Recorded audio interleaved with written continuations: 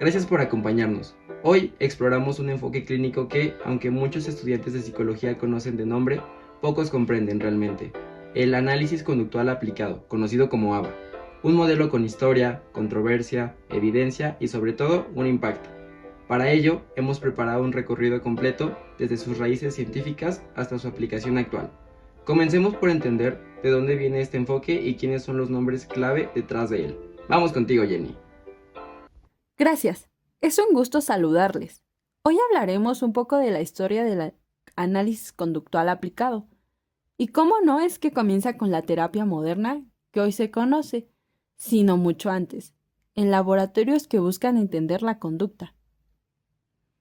Primero, tenemos a Iván Pavlov. Con él aprendimos que un estímulo neutro, si se asocia repetidamente con uno significativo, puede provocar una respuesta condicionada, el famoso condicionamiento clásico. El experimento de Iván Pavlov con perros, donde el sonido de una campana se asoció con la comida, resultando que los perros salivaran solo con el sonido de la campana. Así lo hizo con su perro. Luego tenemos a Edward Thorndike, quien formuló la ley del efecto. Dicha ley establece que una conducta que produce un efecto favorable sobre el ambiente es más probable que se repita en el futuro. Su trabajo anticipó mucho de lo que hoy llamamos reforzamiento. El ejemplo del experimento de Thorndike, donde consistía en encerrar a un gato hambriento en una caja con un mecanismo de escape, con una palanca o cordón, para que pudiera salir y acceder a la comida. El gato entonces aprendía gradualmente a realizar las acciones correctas mediante ensayo y error, reduciendo el tiempo que llevaba en escapar con cada intento. Más tarde, con John Watson, considerado el padre del conductismo, defendió que la psicología debía estudiar solo aquello que pudiera observarse y medirse, es decir, la conducta. Para él, los estímulos ambientales eran los que moldean nuestras respuestas. Su postura marcó un antes y un después. Pero nada marcaría tanto el análisis de la conducta como el trabajo de Skinner. Skinner diferenció dos formas de aprendizaje: el respondiente, heredado de Pavlov, y el operante, donde las consecuencias determinan si una conducta aumenta o disminuye. Este descubrimiento sentó las bases para entender la conducta humana como un sistema funcionalmente relacionado con el ambiente. Skinner crea su caja, la caja de Skinner. Su experimento consistía en meter a un animal, ya fuera sea una rata o una paloma, en la caja, y esta tenía una palanca. Pues entonces el animal aprendía a presionar la palanca porque se le recompensaba con comida, y este comportamiento se repetía. Así nació lo que hoy llamamos conductismo radical, una perspectiva que entiende la conducta como producto de la interacción entre organismo y ambiente, sin recurrir a explicaciones mentalistas. Y con esto, los cimientos del análisis conductual estaban listos. En conclusión, el análisis conductual es un abordaje científico para el estudio de la conducta. Como características principales puede mencionarse que es interaccional, ya que su estudio se refiere a las relaciones conducta-ambiente; analítico, porque busca identificar relaciones funcionales entre eventos conductuales y eventos ambientales; experimental, pues trata de demostrar qué eventos son responsables por la ocurrencia o no ocurrencia de la conducta mediante la manipulación de variables; y pragmático, porque consta de investigación básica y aplicada, y se propone como objetivo que la comprensión permita la predicción y el control de los eventos. Regresamos contigo al foro. Un saludo. Gracias, Jenny. Definitivamente este recorrido histórico era necesario para comprender que el análisis conductual no surgió como una técnica aislada, sino como una ciencia construida bajo métodos rigurosos de observación y experimentación. Mientras la psicología atravesaba profundos cambios teóricos, el análisis de la conducta se consolidaba como una disciplina basada en evidencias empíricas, alejadas de la especulación y centradas en datos observables. Esto significó un giro radical. Comprender la conducta ya no consistía en interpretar, sino en analizar relaciones funcionales entre estímulos, respuestas y consecuencias. Vamos contigo, Valeria. ¿Qué puedes contarnos sobre la aplicación práctica? Cuando hablamos del análisis conductual aplicado en el ámbito clínico, hablamos de un proceso sistemático. Este modelo se utiliza mucho en personas con trastornos del neurodesarrollo como el autismo. Normalmente ayuda a que se desarrollen habilidades como la comunicación, el aprendizaje, el lenguaje, entre otros. Este tipo de terapia se basa en reforzar ciertas conductas meta para propiciar que se lleven a cabo más frecuentemente dentro y fuera del contexto terapéutico. En sus inicios también se utilizaban castigos cuando se presentaban conductas no deseadas, pero actualmente lo más común es basarse solo en reforzadores para que sea una dinámica más amigable. Es importante mencionar que este tipo de terapia ha recibido también algunas críticas debido a que se ha buscado en fechas recientes normalizar este tipo de conductas, ya que un trastorno del neurodesarrollo solo implica unas diferencias en el funcionamiento del cerebro. Es fundamental que para este trabajo terapéutico haya un diálogo previo entre consultante y terapeuta con el fin de identificar las metas de las conductas a realizar, los cambios, cómo se van a medir, evaluar dónde se encuentra el consultante al inicio, la búsqueda de la adquisición de habilidades y la evitación de conductas que son menos socialmente adaptativas. Tiene que haber un monitoreo constante del progreso y pues decidir si se requerirá más modificación de las conductas posteriormente. Ahora, a continuación, me acompañarán a ver cómo se ve esto ya aplicado. Vengan conmigo. Ella es Camila y es la primera vez que viene aquí. Tiene 5 años y viene sobre todo para poder mejorar su calidad de interacciones sociales. ¿Cómo estás, Camila? Cuéntanos. Bien. Pues bueno, ahora les estaré mostrando 4 técnicas que se utilizan mucho en este modelo terapéutico. La primera técnica de la que hablaré son los ensayos discretos, en donde la conducta meta se va descomponiendo en pequeñas partes para que se vaya reforzando cada una.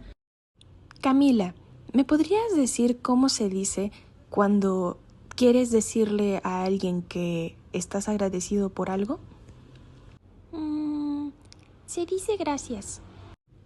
Muy bien, Camila.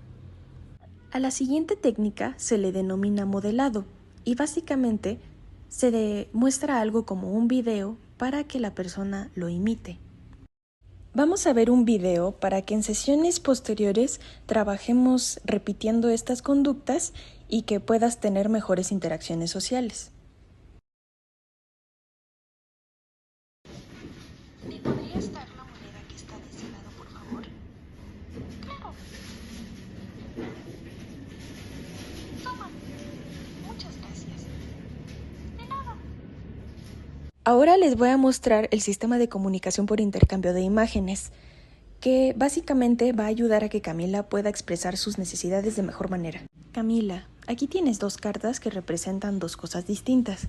Tú vas a elegir la que se te antoje más y entonces me la vas a pedir de una manera poniendo en práctica un poquito lo que vimos las veces anteriores, ¿ok? De lo último que hablaré serán de los sistemas de reforzamiento, que es básicamente mostrarle las consecuencias de las conductas meta a la persona. En este caso utilizaré la economía de fichas. Esta es tu primera sesión y nos falta establecer ciertos objetivos, pero te voy mostrando esto que básicamente es que cada vez que realices una de las conductas que estamos buscando, entonces se te dará una fichita. Al final de la semana, si reúnes cierta cantidad de fichas que estaremos estableciendo, entonces lo podrás intercambiar por un pequeño juguetito que te daré. Es muy importante que todo se analice mediante el modelo ABC, que significa antecedente, conducta, consecuencia. El antecedente es lo que provoca una conducta, la conducta es exactamente lo que hizo la persona y la consecuencia es qué ocurre después. Es muy importante que todo esto no se reduzca solo al contexto terapéutico, sino que se generalice a la vida diaria, para mejorar la vida en general y las conductas de la persona. Para esto, es muy importante que nosotros como terapeutas trabajemos en conjunto con los cuidadores para que puedan implementar fácilmente estas estrategias en la vida diaria. Ahora, ¿funciona ABA? La evidencia científica dice que sí, y mucho. El principio central es que toda conducta cumple una función. Puede buscar atención, escapar de una situación, conseguir un objeto o generar estimulación sensorial. Cuando identificamos esa función, podemos intervenir directamente en lo que mantiene la conducta. Los hallazgos en investigación muestran mejoras significativas en habilidades comunicativas, interacción social, comportamiento adaptativo, disminución de conductas problemáticas, rendimiento académico y adquisición de habilidades laborales.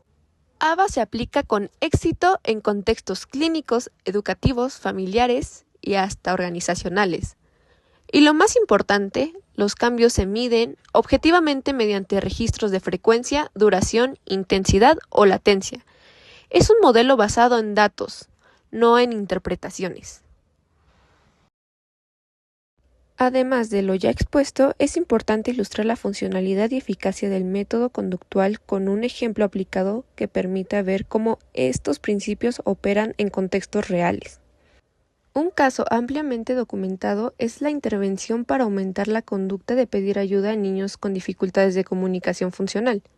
Diversos estudios dentro del análisis de la conducta aplicado han demostrado que, cuando una conducta alternativa recibe reforzamiento sistemático y la conducta problemática es puesta en extinción, se observa una reducción significativa de la conducta desadaptativa y un aumento sostenido de la conducta adecuada. Por ejemplo, imaginémonos que Nusita tiende a gritar cuando quiere un objeto. Desde el análisis funcional se identifica que el propósito del grito es obtener atención inmediata del adulto y acceso al objeto deseado. A partir de ello, se diseña un programa conductual en el que la conducta problemática, que es el gritar, deja de ser reforzada. El adulto no entrega el objeto ni responde al grito. Por otro lado, la conducta alternativa, el pedir de manera funcional, se refuerza de forma inmediata y consciente. Y también consistente. Por otra parte, se introduce ayudas visuales o moldeamiento para facilitar la emisión de la conducta adecuada.